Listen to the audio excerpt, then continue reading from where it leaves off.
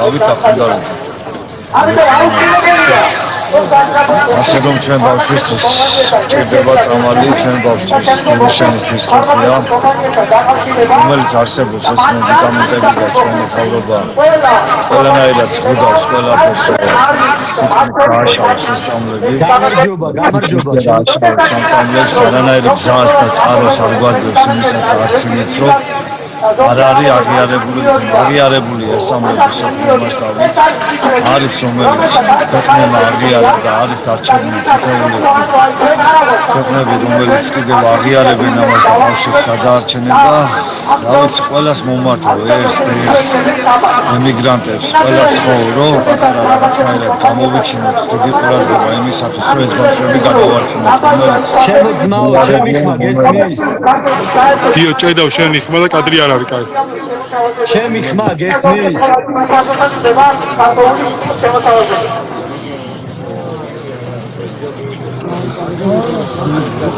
დაუმარჯოს ჩემო ძმაო, მე მოიცა ერთი წამი დავით მოიცადე? კიდე ერთი მანდილოსანი ხო? აზა თავაძე 8 წლის დათუნასებია. ჩვენ 2 წლის წინ დაგვიდგინდა ეს ვერაგი დაავადება, რომელმაც ჩვენი ოჯახის ცხოვრება თავდაყირა დააყენა. 2 წლის წინ მიმართეთ საბჯოლაძეს შევხვდით და ვხოვეთ, რომ როგორმე შემოეტანა წამლები და გადაერჩინა ეს ბავშვები. მიეცა სიცოცხლის გამძლეობა ამ დონეზე, რომ 20 დღეა წვიმაში და კარში ველოდებით ერთ ასულს, რომ ჩვენი შვილების გადარჩენისთვის რაიმეს გააკეთებს, მაგრამ ჯერჯერობით ამაოდ. პირველი სიტყვა რაც იყო თავიდან შეხვედრის საბჯოლაძიდან, რომ წამლები არ არის სანდო, არ აქვს გავლილი ყველა ფუნქცია რაც ესაჭიროება, დღემდე მაგას იძახის, მაგრამ ყველა ქვეყანამ და ღირსეულმა ქვეყნებმა, ვინც შეუძინა ეს მედიკამენტები ბავშვებს, ძალიან კარგად იყენებენ, მაგრამ ბავშვების სიცოცხლე გაწირა ჩვენმა ჯანდაცვის მინისტრმა და ამას ხელს უწყობს მთელი თავრობა. ჩაადუმა ექიმები, რომლებაც თავიდან მირჩიეს წავსულიყავით ევროპაში, რადგან ევროპას ჰქონდა ეს მედიკამენტები და შესაძლებელი იყო ამ ბავშვების გადარჩენა. ჩვენ ვიბრძვით წამლისთვის და წამალი უნდა მოიტანო, უნდა დაიდოს წამალი. სხვა გზა ჩვენ არ აქვს. ჩვენ სახლში ისე ვერ დაბრუნდებით. მე ემიგრაციაში ვარ ამ წუთას. შემიძლია უამრავი ემიგრანტის სახელით გითხრა, რომ ემიგრანტები ამ ხალხის გვერდით დგავართ.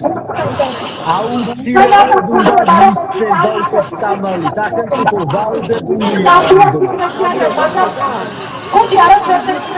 ამაში ვუხდით ხელფას, რომ ხალხს უპატრონონ.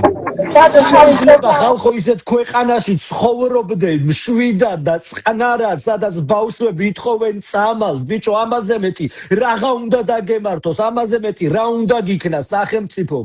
მან და მაინც ანამ შენ შვილს ჯვარისწერია და რამე არ დაემართება, მანამდე უნდა იჯდეს ზალაში და ყველაფერს ეკრანიდან უყურო.